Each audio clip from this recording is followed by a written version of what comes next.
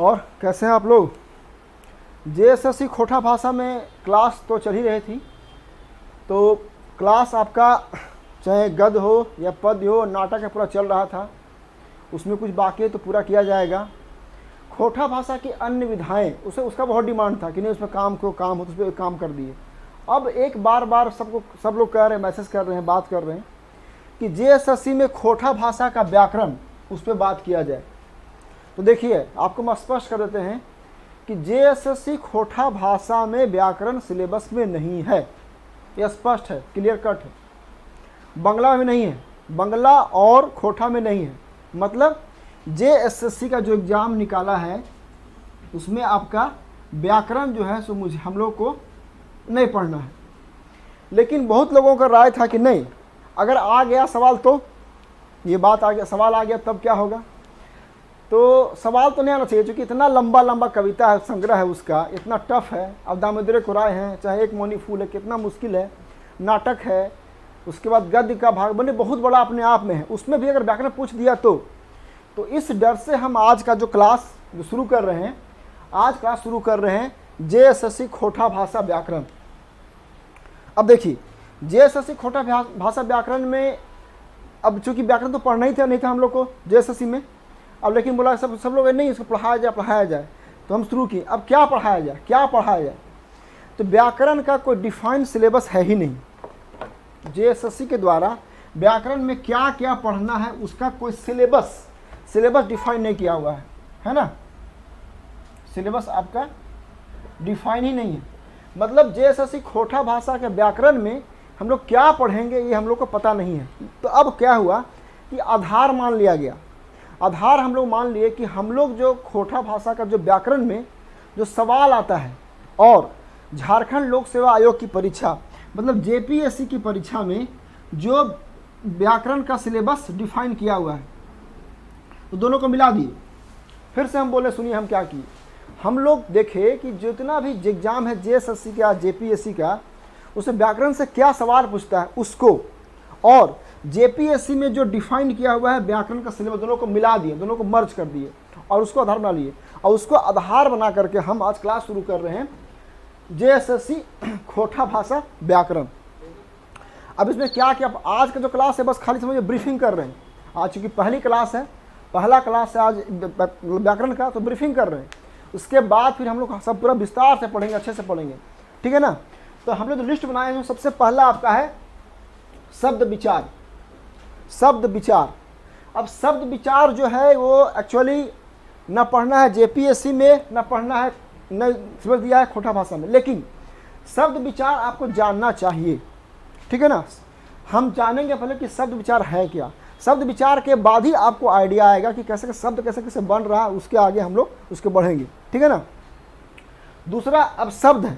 अब देखिए शब्द विचार, जिनको थोड़ा सा खोटा का ज्ञान होगा तो वो जानते होंगे कि तालब स हम खोटा में नहीं लिखते हैं, उसके बदले में लिखते हैं हम दंत स। और खोटा में आधा ब या संयुक्त अक्षर का प्रयोग नहीं होता है। खोटा का नियम है कि खोटा में कोई आधा या संयुक्त अक्षर का प्रयोग नहीं होता है। तो उसके बदले में क्या होगा, पूरा फुल होगा, स ब द, शब्द विचार। तो पहला हम लोग का है शब्द विचार, ठीक है ना, शब्द विचार। तो इसका क्या हो गया, शब्द विचार। दूसरा आपका है संज्ञा। तो संज्ञा को खोटा में बोलते हैं संज्ञा, ठीक है ना। देख लीजिए आज खाली ब्रीफिंग करेंगे, आज ब्रीफिंग करके और एक काम कर देंगे कि संज्ञा पढ़ा देंगे आज, ठीक है।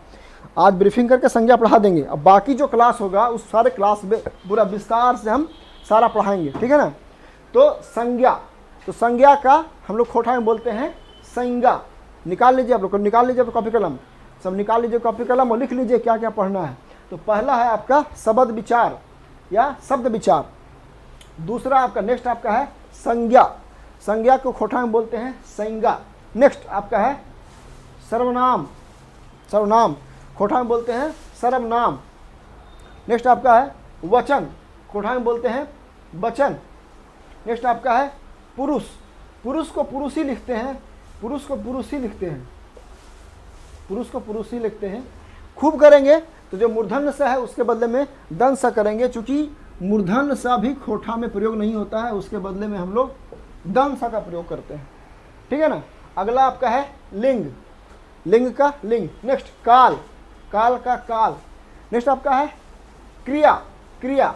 तो क्रिया का लिखते हैं हम लोग क्रिया, क्योंकि इसलिए कि क में र जो है वो क में र संयुक्त प्रयोग नहीं होता है खोठा में, तो हम लोग लिखते हैं क्रिया, क्रिया। नेक्स्ट आपका है विशेषण, विशेषण। तो आप देखिए विशेषण में, विशेषण में देख लीजिए, विशेषण में क्या हाल है कि विशेषण जो शब्द है उस शब्द में हम लोग वी का वी लिखेंगे, तालव्य श हम नहीं यूज करते हैं खोठा में, तालव्य श के बदले में हम दंत स का यूज करते हैं, और मूर्धन्य स भी हम खोठा में यूज नहीं करते हैं, तो उसके बदले में भी हम दंत स करेंगे। और हम ण ण भी हम यूज नहीं करते हैं खोठा भाषा में, तो क्या करेंगे विशेषण। तो ऐसे करके हम लोग इसको लिखेंगे विशेषण। तो ये हो गया आपका हो गया विशेषण। अगला है आपका उपसर्ग। तो उपसर्ग को खोठा भाषा लिखेंगे उपसर्ग, क्योंकि कोई भी रेफ आकार हम लोग यूज नहीं करते हैं, संयुक्त नहीं करते हैं। इस एग्जाम्पल के लिए सरग, तो सर्ग, तो इसमें क्या है, इसमें स भी है, र छिपा हुआ है और आपका ग है, सरग है ना। तो उपसर्ग, और फिर प्रत्यय का प्रत्यय, और कारक, कारक, समास और अव्यय, इतना जो है सो हम लोग को पढ़ना है। ठीक है, तो खोठा भाषा में इतना हम लोग को पढ़ना है।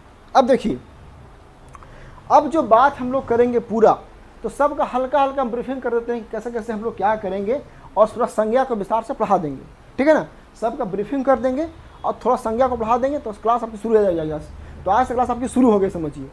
अगर किसी को अभी देखिए समय है, ऑनलाइन क्लास ज्वाइन करना चाहते हैं, चाहे वो JSSC का हो, चाहे वो JPSC का हो, ठीक है, खोठा के लिए हो, नागपुरी का हो या हिंदी का हो, तो मोबीशाला वरदान साबित हुआ है। ये मोबीशाला जो ऐप है वो वरदान साबित हुआ है कोरोना में, क्योंकि जब कोई सपोर्ट नहीं कर रहा है आपको, तो मोबीशाला ऐप से ही हम लोग पढ़ रहे हैं। क्या क्या रवि, है ना।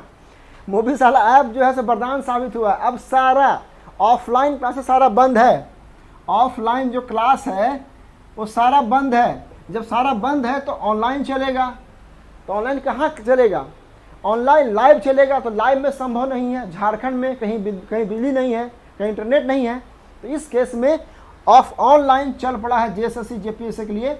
मोबीशाला जो ऐप है उस ऐप को आप लोग डाउनलोड कीजिए प्ले स्टोर से, और उसमें कोड मांगता है, कोड मांगेगा तो कोड में लिखिए JOHA7777, और इसको ऐप में जाइए, ऐप का सेटिंग है वहाँ जाइए, वहाँ आपसे प्लान दिखाई पड़ेगा आपको, कोर्स परचेज कीजिए और आराम से क्लास कीजिए आप JSSC JPSC का। ठीक है ना, कोई समस्या नहीं आएगी।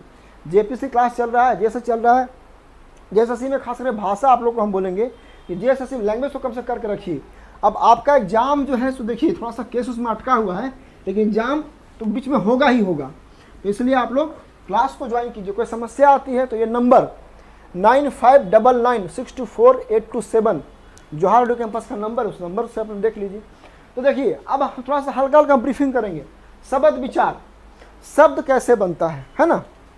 अब शब्द, कोई भी शब्द कैसे बनता है और उस शब्द का हिंदी अर्थ क्या होता है। अब जैसे कि हम यहाँ पे शब्द में एक्चुअली पढ़ना क्या है, पढ़ना हमको है कि खोठा शब्द, खोठा शब्द और हिंदी शब्द जो है वो कैसे शब्द का अर्थ निकल रहा है। दो तीन एग्जाम्पल लेंगे हम, ठीक है ना। अब देखिए मेसर कोसर, एक एग्जाम्पल लिए शब्द में, मेसर कोसर, मेसर कोसर, मेसर कोसर। अभी खाली हम ब्रीफिंग कर रहे हैं, हम पढ़ा नहीं रहे हैं, खाली ब्रीफिंग कर रहे हैं। पढ़ाने के लिए इस क्लास के बाद जो क्लास होगी वो पूरा क्लास होगा, खाली संज्ञा से शुरू करेंगे। अब मेसर कोसर मतलब मिला हुआ, मिला हुआ। अब देखिए ये शब्द जो है, शब्द विचार, ये शब्द जो है मेसर केसर, ये जो खोठा शब्द था इसका हिंदी में अर्थ क्या है ना। अगला अगर देख रहे मिसराइल, एक और शब्द लेते हैं हम लोग एग्जाम्पल, मिसराइल, मिसराइल, मिसराइल, इसका मतलब क्या, मेसर कोसर का मतलब होता है मिला जुला, ठीक है, और इसका होता है मिला जुला, मिला जुला, इसका होता है मिला हुआ। मिसराइल, अब मिसराइल का अर्थ है मिला हुआ, मिला हुआ, है ना। अब ये मिस्राइल शब्द क्या है, ये खोटा शब्द है और ये हमको जानना है कि इसका हिंदी क्या होता है। तो इसी प्रकार से कौन शब्द कैसे बना, क्या बना, इसमें पढ़ना है। जब पूरा पढ़ाएंगे हम शब्द विचार तो पूरा उसको विस्तार करेंगे, ठीक है ना। तो ये आपका शब्द विचार है। आगे आपका संज्ञा, तो संज्ञा का जानबे करते हैं। संज्ञा वही संज्ञा पढ़ना है। देखिए खोटा भाषा का जो लिपि है, थोड़ा सा एक बात यहाँ पे हम जरूरी बात करना चाह रहे हैं कि हिंदी भाषा जो है, हिंदी भाषा है, हिंदी भाषा का जो लिपि है वो लिपि क्या है, वो लिपि है आपका देवनागरी। और खोटा भाषा जो है, खोटा भाषा की जो लिपि है वो लिपि क्या है, वो भी लिपि है आपका देवनागरी। अब देखिए जब हिंदी भाषा की लिपि भी देवनागरी और खोटा भाषा की लिपि भी देवनागरी, तो ऑब्वियस सी बात है कि जो हिंदी में पढ़ेंगे ना वही ऑलमोस्ट हम लोग खोटा में पढ़ते हैं। लेकिन कुछ ट्राइबल लैंग्वेज, आदिवासी भाषाओं के चलते, ठीक है ना, ऐसा माना जाता है कि जो खोटा है ये सदानी भाषा है ना, सदानी भाषा है, सदानी भाषा है मतलब नॉन ट्राइबल लैंग्वेज। खोटा ट्राइबल लैंग्वेज नहीं है। अब सदानी भाषा में जो सदानी भाषा में आदिवासी भाषा का शब्द मिला हुआ है, पूरा मिला हुआ है, ठीक है। हम यहाँ कहना चाह रहे हैं कि जो हिंदी भाषा में हम पढ़ेंगे व्याकरण, वही व्याकरण ऑलमोस्ट पढ़ेंगे हम लोग खोटा भाषा में। लेकिन कुछ आदिवासी जो भाषाएं हैं, चाहे वो संथाली है, मुंडारी है, कुरुक है, ठीक है ना, उसका प्रभाव होगा। साथ ही साथ कुछ सदानी भाषाएं भी हैं जैसे कि पंचपरगनिया, कुरमाली, नागपुरी, ये सब भाषाओं का भी खोटा में प्रभाव होगा। इसलिए जो खोटा व्याकरण होगा, इस खोटा व्याकरण में सबका प्रभाव होगा, है ना। तो हम यहाँ कहना चाहते हैं कि संज्ञा में हिंदी में क्या है, संज्ञा में हिंदी में 5 भाग है ना, 5 भाग जानते होंगे आप लोग, 5 भाग है। तो उसी प्रकार से खोटा में भी संज्ञा में 5 भाग है ना। जब हम लोग पूरा पढ़ेंगे, अभी तो आप खाली अभी ब्रीफिंग कर रहे हैं, जब पढ़ेंगे तो पूरा बता देंगे, क्योंकि इस क्लास के बाद अभी जस्ट हम शुरू करेंगे, संज्ञा बताएंगे पूरा 5 भाग, है ना। तो जैसे कि एग्जाम्पल के लिए वैगतवाचक, जायतवाचक, उठवलवाचक, भावगुणवाचक सब दिखाई पड़ेगा अभी आगे। अब आगे है तो सर्वनाम। सर्वनाम में बहुत सारा विरोध है।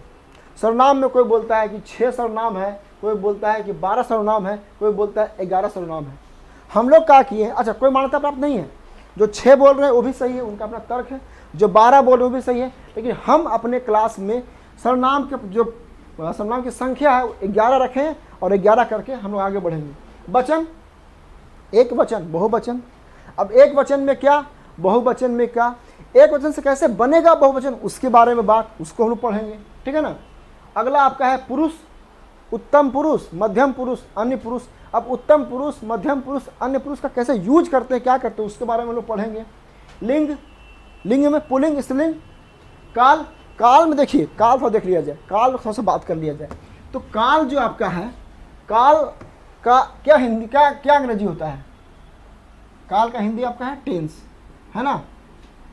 याद कीजिए आप, प्रेजेंट टेंस, पास्ट टेंस और फ्यूचर टेंस था ना। प्रेजेंट टेंस मतलब वर्तमान काल, वर्तमान काल,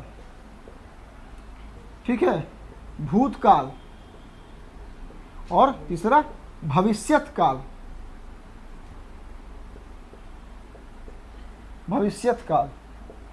ये हम लोग जो है सो पढ़ेंगे। वर्तमान काल मतलब प्रेजेंट टेंस, पास्ट टेंस और फ्यूचर टेंस, फ्यूचर टेंस।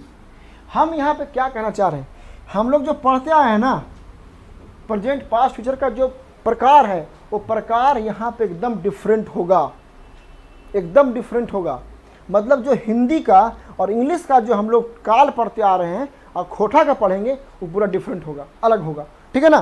तो इसलिए इसको अच्छे से करना जरूरी है, क्योंकि इससे सवाल आपका आना ही आना है, सवाल इसका आना ही। अभी हम फिर से बोल रहे हैं, खाली हम ब्रीफिंग कर रहे हैं। क्लास तो पूरा विस्तार से करेंगे, पूरा टेंस पढ़ाएंगे, टेंस की परिभाषा, वर्तमान काल की परिभाषा, उसके प्रकार का एग्जाम्पल, उसका खोटा में अर्थ, उसका हिंदी में अर्थ, है ना। आगे बढ़िए। क्रिया, अब क्रिया आपका दो क्रिया याद है, क्रिया के बारे में कुछ आप लोग, अगर आप लोग को ग्रामर पढ़ना है जेएसएससी खोटा भाषा में, तो मेरी एक राय होगी आप लोग को कि जो क्लास 10th का जो ग्रामर का बुक है हिंदी का, उसको निकाल के देख लीजिए एक बार, ठीक है ना, उससे फायदा होगा। अब क्रिया क्या, क्रिया में दो क्रिया, अकर्मक क्रिया और सकर्मक क्रिया, याद है कि नहीं, अकर्मक क्रिया और सकर्मक क्रिया, ठीक है। अब अकर्मक क्रिया सकर्मक क्रिया का हम लोग को पढ़ना है। सकर्मक क्रिया को बोलते हैं कर्मधारय क्रिया, कर्मधारय क्रिया और कर्म फुचका क्रिया, कर्मधारय और कर्म फुचका, कर्म फुचका क्रिया, कर्म फुचका, कर्मधारय क्रिया, ये आपका है सकर्मक, ये आपका है, ये आपका है सकर्मक, सकर्मक क्रिया, और ये आपका है अकर्मक, अकर्मक क्रिया, है ना, सकर्मक क्रिया अकर्मक क्रिया, सकर्मक क्रिया अकर्मक क्रिया। अब इसके बारे में पढ़ने तो खोटा में क्या पढ़ना है हम लोग को, कर्मधारय क्रिया, कर्मधारय क्रिया और कर्म फुचका क्रिया। अब कर्मधारय क्रिया, अब कर्मधारय क्रिया में क्या है, बाइके जे क्रिया के प्रयोगे कर्मिक जोड़ते भाव हुए हैं, ठीक है, मतलब जिस क्रिया के प्रयोग में कर्म की आवश्यकता होती है ना, जिस क्रिया में, मतलब इस क्रिया में अगर कर्म की आवश्यकता है तो कर्म के साथ है, इसको बोलेंगे कर्मधारय क्रिया। अकर्मक में कर्म के साथ नहीं है, कर्म वो नहीं है, तो इसको बोलेंगे कर्म फुचका क्रिया। कर्म फुचका मतलब क्या, कर्म जो है सो वहाँ से निकल गया, हट गया, ठीक है ना। तो इस प्रकार से हम लोग क्रिया पढ़ेंगे। विशेषण, विशेषण वही है, ठीक है, विशेषण का पूरा पढ़ेंगे, पूरा विशेषण का जितना उसका भाग है, जितना उसका प्रकार है पूरा, ठीक है। उपसर्ग, उपसर्ग और प्रत्यय। उपसर्ग क्या होता है, उपसर्ग होता है शब्द के पहले आता है, किसी भी शब्द के पहले आता है उपसर्ग, उसको हम लोग पढ़ते हैं। अब प्रत्यय शब्द के बाद आता है, ठीक है ना, तो ऐसे पढ़ेंगे उपसर्ग प्रत्यय। फिर आपका वही है कारक समास अव्यय सब है, कितना विस्तार से अब बात करें तो ये आज क्लास आपकी शुरू हो गई, एक क्लास आपका शुरू हो गई खोटा भाषा का व्याकरण का। अभी हम इसके बाद संज्ञा सूत्र क्लास का शुरुआत कर देंगे। तो इस प्रकार से क्लास चलेगी, पूरा हम लोग करेंगे व्याकरण, जितना हम बात किए सारा क्लास को हम अच्छे से पढ़ाएंगे, विस्तार से कराएंगे, उसको लिखाएंगे, और आपका जेएसएससी का एक भी सवाल, एक सवाल आपका इससे बाहर नहीं आएगा। इतना आप कर लीजिएगा तो जेएसएससी का आपका एक भी सवाल इससे बाहर नहीं आएगा, सारा सवाल आपको इसी में आएगा। और एक बात सुन लीजिए कि हम इसमें क्या होगा, जो क्लास होगा दोनों कंबाइंड क्लास होगा, मतलब जो जेपीएससी और जेएसएससी का कंबाइंड क्लास होगा व्याकरण का, है ना, कंबाइंड क्लास होगा जेपीएससी का और जेएसएससी का व्याकरण का, ठीक है। ये साथ साथ चलेगा जेएसएससी में भी और जेपीएससी में। तो आप लोग घबराइएगा नहीं कि क्लास चल रहा है जेपीएससी का, भले जेपीएससी का, लेकिन जेपीएससी और जेएसएससी दोनों में सेम व्याकरण हम लोग पढ़ेंगे एक ही अप्रोच से, ठीक है, और कर लेंगे। तो आप लोग जो है शुरू कर दीजिए। और मेरा चैनल है, थोड़ा सा इतना हम लोग मेहनत कर रहे हैं तो थोड़ा सा आप लोग सपोर्ट भी कीजिए। अगर हमारा चैनल आप लोग को अच्छा लग रहा है, जनरल जोहार डू कैंपस, तो सब्सक्राइब कीजिए आप लोग, ठीक है, थोड़ा सा लाइक कीजिए, थोड़ा सा उत्साह बढ़ाइए हम लोग का। अच्छा खासा हम लोग भी काम करें, टीम बना के अच्छा से काम करें ईमानदारी से। तो सब्सक्राइब किए मेरे चैनल को, है ना। तो क्लास शुरू हो गया आपका जेएसएससी व्याकरण का, तो पूरा खत्म कर देंगे। आने वाले हम 10 दिनों में क्लास खत्म कर देंगे, 10 डेज में आपका क्लास खत्म हो जाएगा जेएसएससी व्याकरण का, ठीक है ना। उसके बाद जो रेस्ट पास बचा हुआ है आपका, चाहे नाटक संग्रह बचा हुआ हो या कविता संग्रह में, सब खत्म करा देंगे। तो आज के लिए इतना ही, ऑल द बेस्ट। और एक बात देखिए, आप लोग घबराइए नहीं, अभी थोड़ा सा झारखंड में कोरोना भी आ गया है और सरकार में अभी थोड़ा सा नहीं काम चल रहा है, लेकिन ऐसा नहीं काम नहीं होगा, काम होगा, विश्वास रखिए। अगस्त सितंबर के बाद से काम होगा, अक्टूबर से। आप लोग लैंग्वेज पेपर अपना तैयार कर लीजिए, 300 मार्क्स का आपका लैंग्वेज है जेएसएससी में, इसको करके रेडी रखिए, कभी ना कभी तो काम आएगा ही, ठीक है। तो आज के लिए इतना ही, ऑल द बेस्ट। आगे बढ़ते हैं हम लोग। तो पिछले क्लास में हम डिस्कस किए थे खोटा भाषा के सामान्य नियम। खोटा भाषा के सामान्य नियम के बाद अब क्या है कि धीरे धीरे आपका हम लोग बढ़ रहे हैं। अब यहाँ शुरू हो गया, आज से समझिए कि व्याकरण। आज हम शुरू कर रहे हैं खोटा का व्याकरण। तो खोटा का व्याकरण में सबसे पहले आज हम शुरू करेंगे खोटा शब्द विचार, फिर हम आएंगे संज्ञा में, फिर करके आगे बढ़ेंगे। तो आज से लेकर के आने वाला जो 5-6 लेक्चर होगा, वो पूरा का पूरा होगा खोटा व्याकरण। खोटा व्याकरण कर लेंगे, फिर हम बैक करेंगे अपना सिलेबस में। आप लोग का मैटर भी सब रेडी होकर के आ गया है, सबका मैटर हम भेज भी धीरे धीरे रहे हैं। 2 मैटर आपको जाएगा पोस्ट में। एक मैटर जाएगा ये ऐसा खोटा भाषा का पूरा हाथ का लिखा हुआ मटेरियल जाएगा आपका, पूरा हाथ का लिखा हुआ सब मैटर जा रहा है इसमें, ठीक है। और एक जा रहा है, एक फ़ोटोकॉपी है। एक फ़ोटोकॉपी इसको एक्स्ट्रा हम अलग से ऐड कर दिए हैं। कुछ समस्या इसको भी समझा दें क्या क्या करना है। कुछ समस्या अगर आपको आएगी, ये है आपका खोटा विविध के नाम से। तो 2 मटेरियल आपको पोस्ट में जा रहा है, एक है खोटा भाषा और साहित्य और एक है आपका खोटा विविध। इतना मैटर आपको काफ़ी है, इससे ज़्यादा आने वाला है नहीं। तो आज आपका खोटा व्याकरण का पहला क्लास समझिए, ये है खोटा शब्द विचार। तो शब्द विचार में ये जो शब्द है ना, जो शब्द आता है शब्द, अब देखिए, अब यहाँ से शुरू कर दिए, सीखना भी शुरू करिए। अब खोटा हम यहाँ आज से खोटा हम सीखना शुरू करेंगे। तो ताला विषय है, ताला विषय को हम लिखते हैं दंत स। खोटा भाषा के सामान्य नियम में यह बता चुके हैं कि ताला विषय मूर्धन्य स को लिखते हैं स। ब को कभी भी खोटा भाषा में कोई आधा यूज नहीं करते हैं, ना आधा ब, ना आधा न, ना आधा क, ना आधा ख, ना आधा ग, कभी नहीं करते, पूरा यूज करते हैं, ठीक है। ब के बदले में हो गया आपका पूरा ब और आपका द का द हो गया।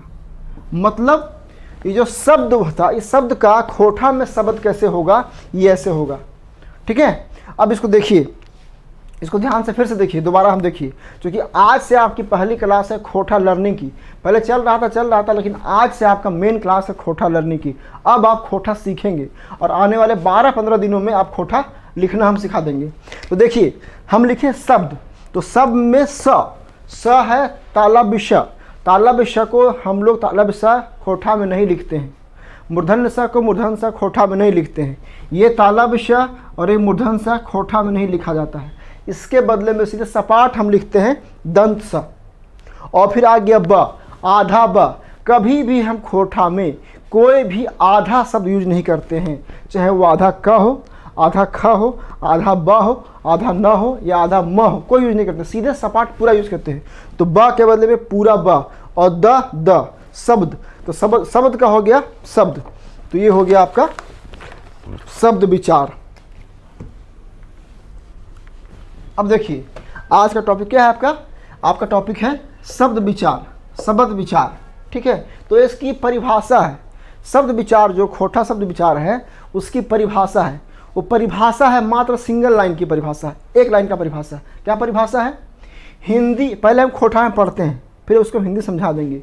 हिंदी भाखा लखें खोरठा भाखाएं भाव अर्थिक गुइल गहायर जकर कोन्हो माने निकले है ओकरा शब्द बैजकल जा है। ओकरा शब्द बैजकल जा है। ये खोटा में लिखे थे। थोड़ा सा आपको टफ लगेगा भले ही, लेकिन घबराइएगा नहीं, ये आने वाले दिनों में आपका आसान हो जाएगा। इसका हिंदी है, हिंदी भाषा की तरह खोटा भाषा में सार्थक ध्वनि को शब्द कहा जाता है। हिंदी भाषा की तरह खोटा भाषा में सार्थक ध्वनि को शब्द कहा जाता है। ये आपका हिंदी में उसका अर्थ हुआ। अब देखिए, हिंदी भाखा लखें, हिंदी भाखा लखें, भाषा का भाखा हो जाता है। हम आपको सिखा चुके हैं कि जो मूर्धन्य स है उसका ख, सा का ख हो जाता है। ये जो भाषा वर्ड था, ये भाषा था, ये भाखा हो गया। ये भाषा था, ये भाखा हो गया। ये भा रहेगा, मूर्धन्य स ख बन जाएगा, तो आपका इसका भाषा का भाखा हो जाएगा। हिंदी भाखा लखें मतलब हिंदी भाषा की तरह खोटा भाखाएं भावें, मतलब खोटा भाषा के अंतर्गत अर्थिक गुलगहार जेकर, मतलब खोटा भाषा के अंतर्गत उसका अपना अर्थ, जेकर जिसका, कोन्हो कोई, माने अर्थ, निकले है निकलता है, ओकरा उसको, ओकरा उसको, शब्द बैजकल, बैजकल मतलब बोला जाता है। ये बैजकल शब्द आपका आ चुका है। हम इसीलिए क्लास को स्टेप बाय स्टेप और आराम आराम से कर रहे हैं, जिसमें कि आपको समस्या नहीं आई। बैजिकल, बैजिकल शब्द पहले हम आप इसके पहले क्लास में कर चुके हैं। बैजिकल का मतलब होता है बोलना, बैजिकल। तो बैजिकल जाहे, यहाँ पे हम है कर दिए अभी, बैजिकल जाहे, ठीक है ना।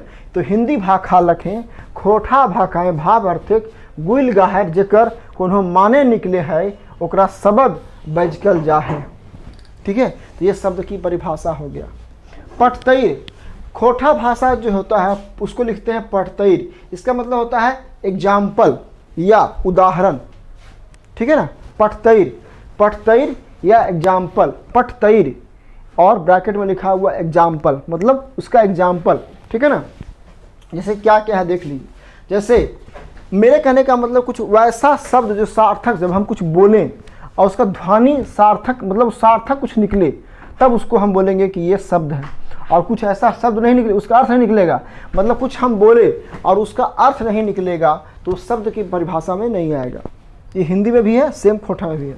जैसे एग्जाम्पल के लिए आपन, हम बोले खोठा में आपन, हिंदी में इसका अर्थ क्या होता है अपना।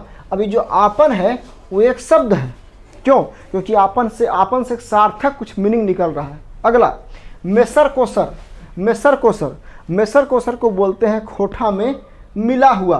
देखिए यहाँ पे हम दो काम कर रहे हैं, एक तो आपको हम खोठा भाषा का जो शब्द विचार है उसको समझा रहे हैं, और दूसरा आपका जो शब्दों का संग्रह है वो आपका शब्दों का संग्रह आपका बढ़ रहा है। ये जो हम आपको मटेरियल दे रहे हैं या दिए हैं खोठा विविध, इस खोठा विविध के अंतिम भाग में खोठा शब्दावली भी है, खोठा भाषा शब्दकोश है, खोठा भाषा शब्दकोश है। ये खोठा भाषा शब्दकोश आपका 6, 7, 8 पन्ने का है। ये खोठा भाषा शब्दकोश भी आप लोग कर लीजिएगा तो इससे आपको थोड़ा सा खोठा भाषा शब्द में आपको इससे आसानी आएगी। ये मटेरियल आपका, ये जो खोठा का पूरा मैटर साथ में, ये मैटर आपका साथ में जाएगा। तो यहाँ पे हम एक बात देखें, आपन अपना, मेसर कोसर, मेसर कोसर का मतलब होता है मिला हुआ। क्योंकि मेसर कोसर से एक शाब्दिक या उसका सार्थक अर्थ निकल रहा है, इसलिए मेसर कोसर क्या होगा, मेसर कोसर एक शब्द हो जाएगा। उसी प्रकार से दोसर तेसर अन्य कोई, दोसर तेसर अन्य कोई, दोसर तेसर अन्य कोई। नेक्स्ट मिसाइल, मिसाइल का मिला हुआ, मिसाइल, मटिया मिसाइल है, चिनिया मिसाइल है, मतलब मिला हुआ मिसाइल, मिसाइल का मिला हुआ। ठोपा, ठोपा का होता है बूंद, जो बारिश या कोई पानी का बूंद हम गिराते हैं उसको बोलते हैं खोठा में ठोपा, ठोपा का होता है बूंद। उल्था, उल्था का मतलब उल्टा, उल्था, जब हम उल्था बोलते हैं और उसका एक सार्थक मीनिंग निकलता है उल्टा, तो ये क्या हो गया, उल्था एक शब्द हो गया। नेक्स्ट दू ठोप दो बूंद, दू ठोप दो बूंद। गेड़े, गेड़े का मतलब बत्तख, जो बत्तख है उस बत्तख को हम लोग खोठा में बोलते हैं गेड़े। तो जैसे गेड़े हम शब्द यूज किए, इसका मतलब कोई सार्थक शब्द हम यूज किए, वो क्या है, बत्तख। ओझराइल उलझा हुआ, गाथ शरीर, ठेरका नाटा, चिपास, चिपास कंजूस, छाइंद चूने से रोकना। छप्पर में अगर छेद हो गया है और उसको पानी वहाँ चू रहा है तो वहाँ पे उसको छाइंद मतलब छाइंद लगा देंगे। तो छाइंद लगा देंगे तो क्या करेगा, वो चूने से रोक देगा। तो छाइंद का मतलब चूने से रोकना। नेक्स्ट घेंचा गर्दन, घेंचा गर्दन। खुखड़ी मशरूम, खुखड़ी मशरूम। फुरछवेक स्पष्ट करना, फुरछवेक स्पष्ट करना, फुरछवेक स्पष्ट करना। परपरी, परपरी ईर्ष्या, नहीं बोलते हैं कि तोरा का परपरी लगे थो, तोरा का परपरी लगे थो, तू क्या, तुम्हें क्यों ईर्ष्या हो रही है, तुम्हें क्यों जलन, इसका मतलब होगा जलन भी। परपरी का मतलब ईर्ष्या या जलन, जलन। स्कूल विद्यालय। आरो आरो, आरो आरो का मतलब होता है ईटीसी, मतलब जब खोठा में लिखते हैं हम आरो आरो, इसका मतलब ईटीसी। यहाँ पे एक वर्ड यूज किए हैं हम पटतैर, पटतैर का मतलब एग्जाम्पल। तो इस प्रकार से आपका था शब्द विचार। अब जो है, अब धीरे धीरे हमारा क्लास अब पकड़ेगा स्पीड, इसका संज्ञा करेंगे, मतलब ग्रामर आपका शुरू हो गया आज से, ठीक है। तो अभी के लिए नहीं, फिर आगे बढ़ते हैं, है ना।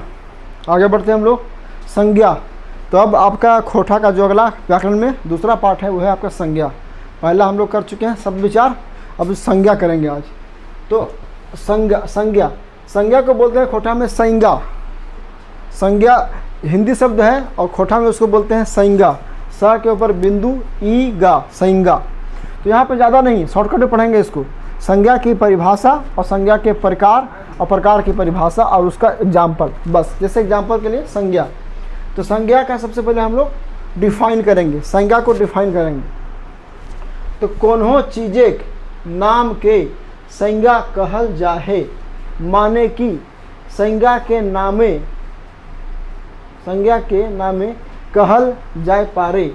उ नाम कोन्हो जीव, कोन्हो बसुत, कोन्हो जगह, कोन्हो गोठ तोठ, चाहे कोन्हो भाव विचारों के हुए पारो। अब संज्ञा किसे कहते हैं, संज्ञा की परिभाषा क्या है? तो संज्ञा कह रहा कहल जाए, तो कोन्हो चीज़ें के नाम के संज्ञा कहल जाए। किसी भी चीज़ के नाम को संज्ञा कहा जाता है, किसी भी चीज़ के नाम को संज्ञा कहा जाता है।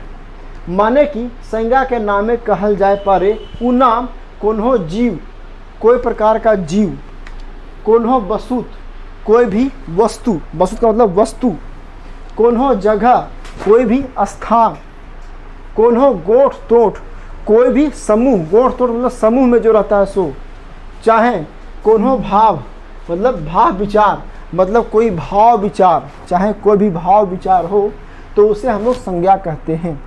फिर से बोलते हैं, कोन्हो चीज़ें के नाम के संज्ञा कहल जाए, किसी भी चीज़ के नाम को संज्ञा कहा जाता है। माने कि संज्ञा के नामे कहल जाए पारे।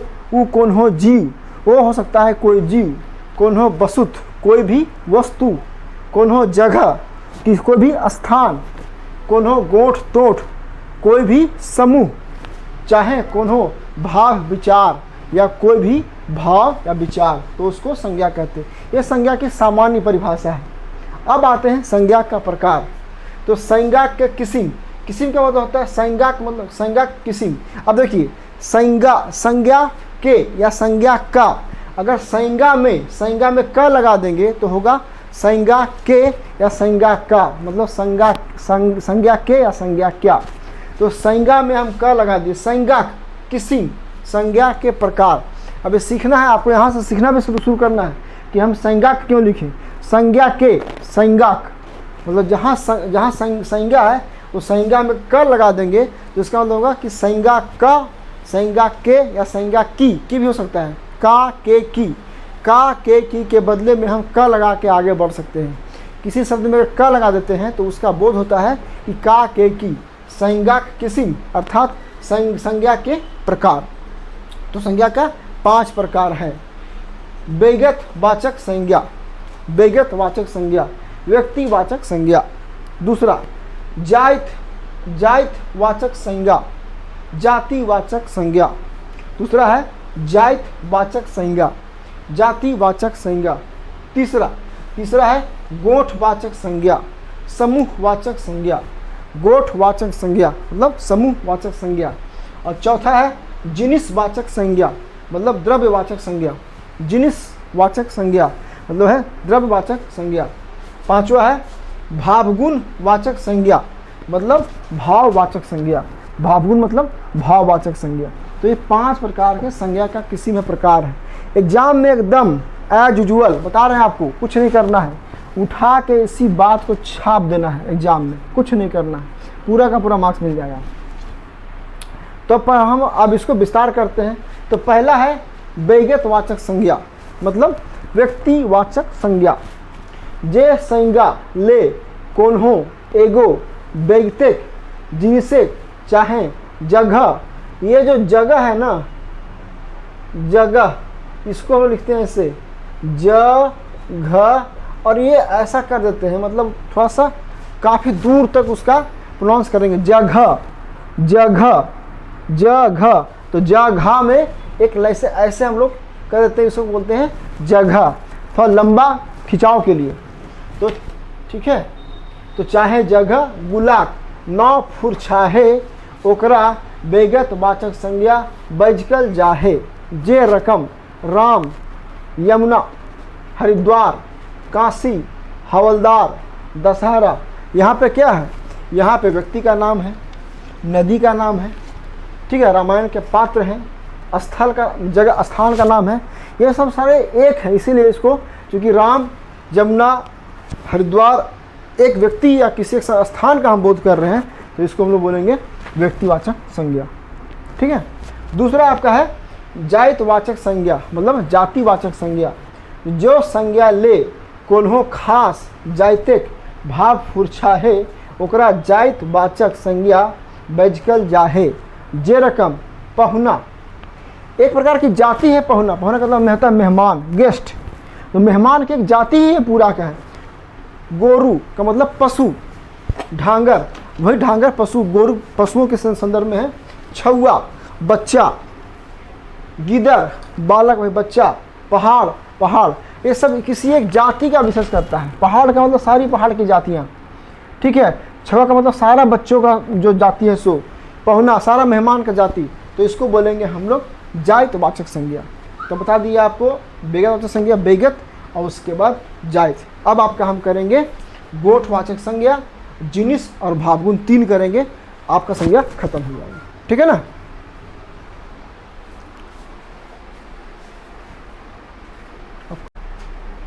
तीसरा आपका है गोठवाचक संज्ञा, मतलब समूहवाचक संज्ञा। समूहवाचक संज्ञा के बारे में बोल रहे हैं। गोठवाचक संज्ञा, जे संज्ञा ले कोन्हो जिनिस चाहे बेगते गोठे भाव पुरछाहे, ओकरा गोठवाचक संज्ञा कह बैजकल जाहे। मतलब जो संज्ञा जो किसी भी वस्तु चाहे किसी व्यक्ति का उसका भाव उसका गुण को बताता है, उसको हम लोग गोठवाचक संज्ञा कहते हैं। जैसे गोठे भाव का मतलब होता है कि समूह का भाव, मतलब समूह का भाव बताता है। जो संज्ञा समूह का भाव को बताता है। जैसे जतरा, जतरा क्या होता है? जतरा मतलब होता है, जतरा का वास्तव में होता है कि जहाँ बाजार लगता है। ठीक है ना।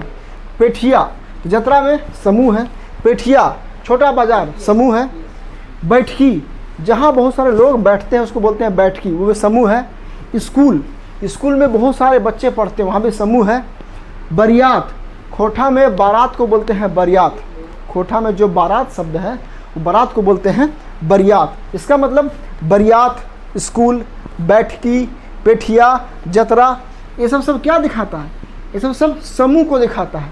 तो जो संज्ञा किसी व्यक्ति, जो संज्ञा समूह को दर्शाता हो, जो संज्ञा समूह को दर्शाता हो, उसको हम लोग बोलेंगे समूहवाचक संज्ञा या गोठवाचक संज्ञा। ये था नंबर आपका 3। अब आपका नंबर 4 जिनिसवाचक संज्ञा। जिनिस का मतलब होता है वस्तु, है ना।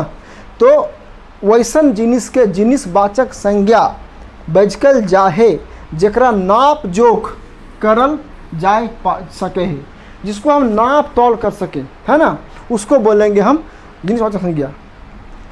पटते एग्जाम्पल, लुगा, साड़ी को बोलते हैं लुगा, है ना।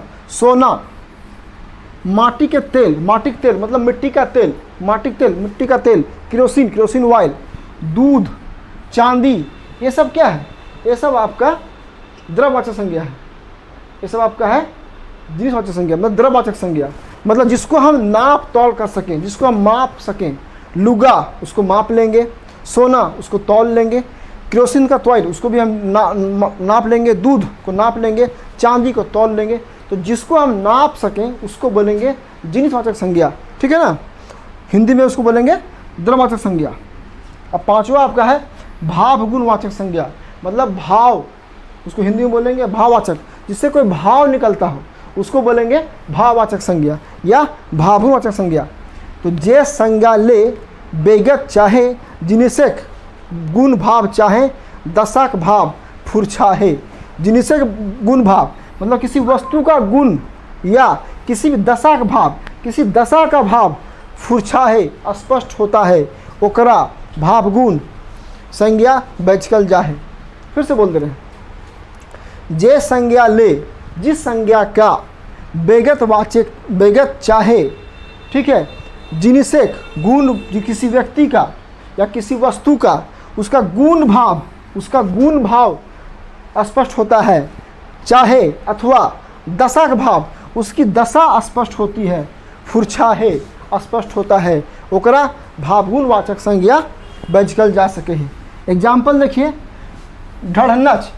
ढढ़नच का मतलब होता है नखड़ा करना, मतलब नखड़ा का एक भाव है, एक गुण है। एक भाव है कि नखड़ा कर रहे, तो ये नखड़ा जो है, ढड़नच है, एक प्रकार का भाववाचक संज्ञा है।